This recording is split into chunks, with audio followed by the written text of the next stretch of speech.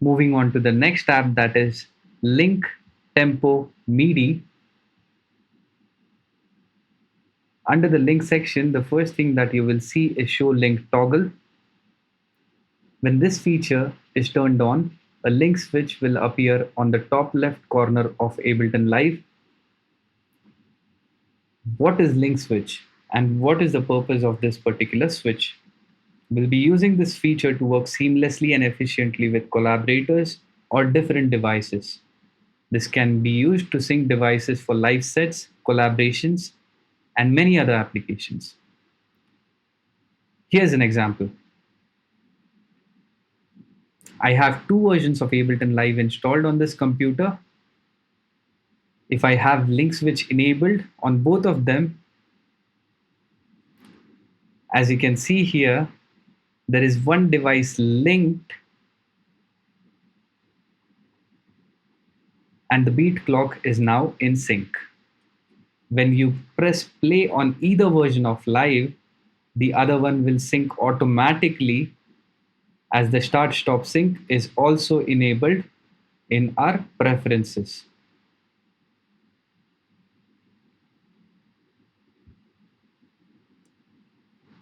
Let's go back to preferences. And you can see start stop sync is enabled.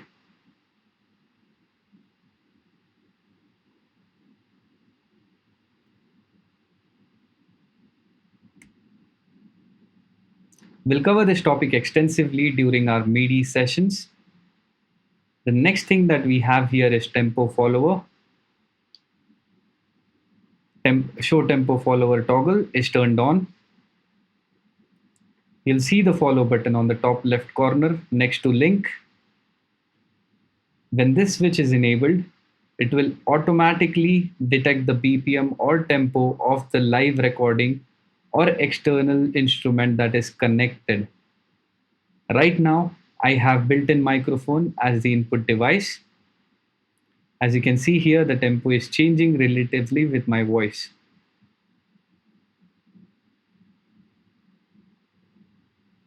You can also select input channels from preferences to detect the tempo or BPM of a specific instrument or a track. BPM is nothing but beats per minute. The next section is MIDI. MIDI is musical instrument digital interface. All the MIDI devices that are connected to your computer will be listed here. Ableton automatically sets up the MIDI devices that are connected to your computer. In case your MIDI device is not listed here, you can manually set up your MIDI device from this drop-down menu. It will show you a list of compatible MIDI devices, and I hope you find your MIDI device here. Next thing we have is takeover mode. There are three options here: none, pickup, and value scaling. If you have none selected here, you don't have to worry about the value of the parameter or the knob. It will work just fine. The next thing, if you have pickup selected here, the parameter that you will be controlling through the knob or the fader will not work or affect the parameter you're trying to control until and unless it reaches the value of the selected parameter. For example, let's say the parameter is set to 15% and the knob or the fader is at 100%. The fader or the knob will not affect the parameter until and unless it reaches 15%, and from there it will start affecting the value of the parameter. And this is how pickup works. Now, if you have value scaling selected here, the selected parameter that you will be controlling through a knob or a fader will start working immediately, inconsiderate of their values. We'll be covering this topic extensively during our MIDI sessions. Moving on to the next tab, that is File folder. Under the Data Handling section, we have Create, Analysis, Files. And it is turned on for now. Ableton will create analysis files for every sample that is loaded, whether it be a short sample, or a long sample. This analysis file will be saved in the same location as the original file location and will usually be .ast file.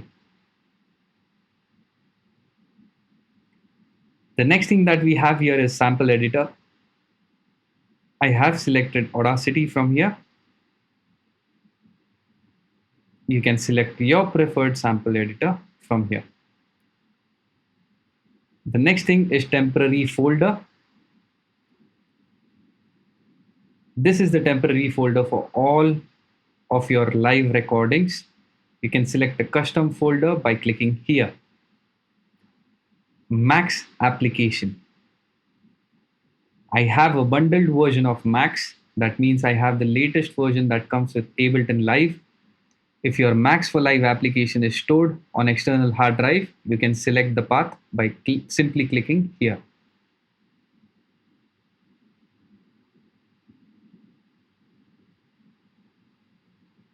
The next thing is decoding cache.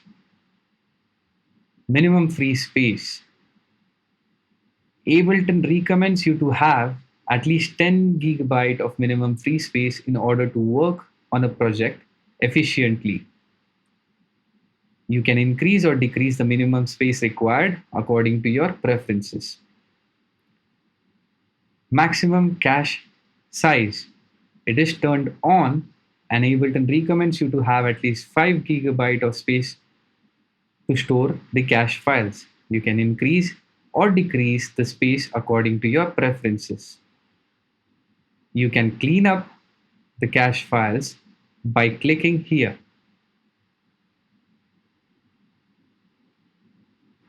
You can also select a custom folder or create a new one to save your cache files. Moving on to the next tab, that is library. In the browser behavior section, we have collect files on export. It is set to always. This means every single time you export your projects, all the files, presets, samples will be saved in the project. I will recommend you to select always from the drop-down menu to avoid loss of files, presets, or samples. The next thing that we have is show downloadable packs.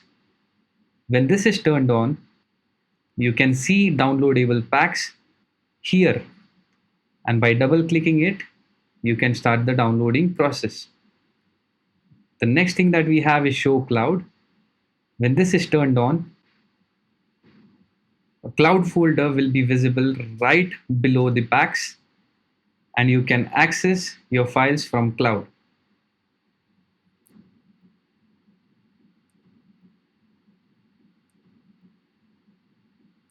Show push is also turned on. If you have a standalone push device, all the samples or the files stored in push will be visible here. This option is not accessible and faded as I do not have a compatible device.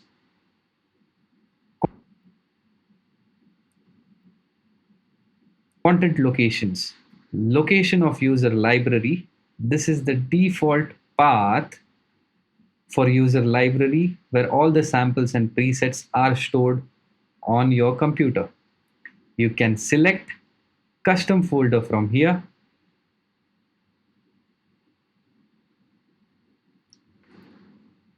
Installation folder for packs. This is the default folder for the installation of factory packs. You can select a custom folder from here.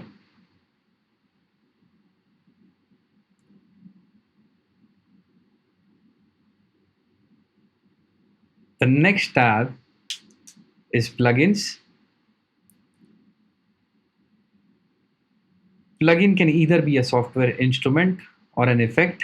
There are two different types of plugins, VST and AU. Here in the plugins tab, the first section is plugin sources. rescan plugins. You can rescan your plugins by clicking here on rescan. All the compatible plugins will automatically be listed on Ableton Live after the scanning process.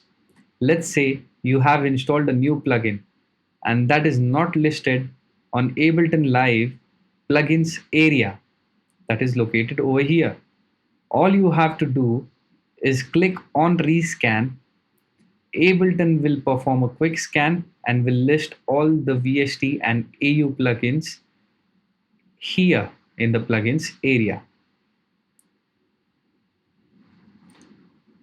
Next thing that we have is use audio units version 2, version 3, VST2 and VST3.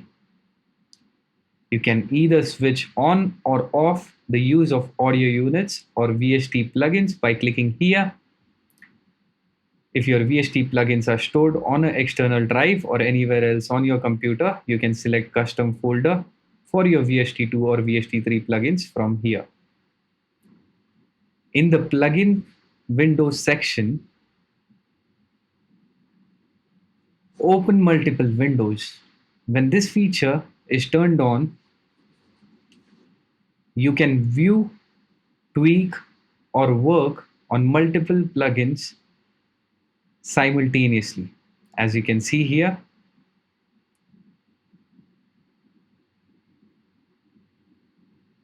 okay. So the next thing that I have is auto hide plugin windows. When this is turned on, let's say I have multiple plugins on track 1 or track 2. All of them are visible when track 2 is selected. But when I select track 1, all of those plugins will disappear. I'm going to select track 2 again. And as you can see, those plugins have reappeared on my screen. Okay.